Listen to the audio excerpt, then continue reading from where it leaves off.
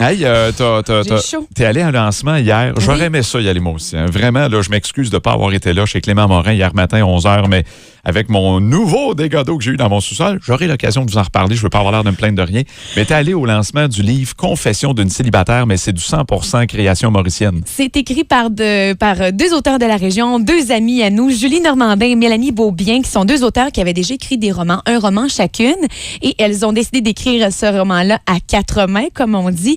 Et elles ont décidé de donner mon prénom au nom de leur personnage principal. Et j'ai demandé aux filles hier pourquoi avoir choisi le nom de Selena. Mais moi, je trouve ça beau. Puis on a sorti beaucoup de prénoms avant de décider. Celui-là, on l'a sorti en même temps. Je sais pas, parce que premièrement, c'est un prénom original. Mais là, je tiens à rassurer les auditeurs de Rouge FM. On s'est pas inspiré de la vie de Selena Prévost.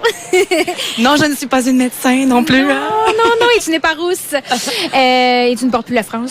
Mais non, on trouvait que c'était un beau nom et on l'a eu en même temps. Tu sais, quand on dit qu'on a des idées en même temps, là, ça fait partie de... Mais quelle est l'histoire du livre Confession d'une célibataire?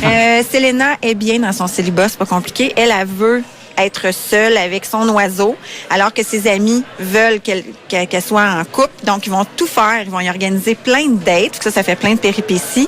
Puis, on va aussi comprendre pourquoi elle ne veut pas s'engager. Il y a une grande souffrance qui est là. Fait que c'est ce qu'on apprend. On apprend à la connaître. Et ce livre-là, Confession d'une célibataire, c'est le premier tome d'une trilogie en plus de ça.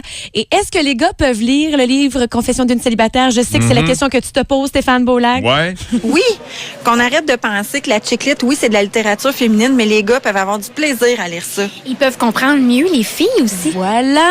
Ben là, je me garoche sur le livre. Confession d'une célibataire de deux auteurs de la région, Julie Normandin et Mélanie Beaubien.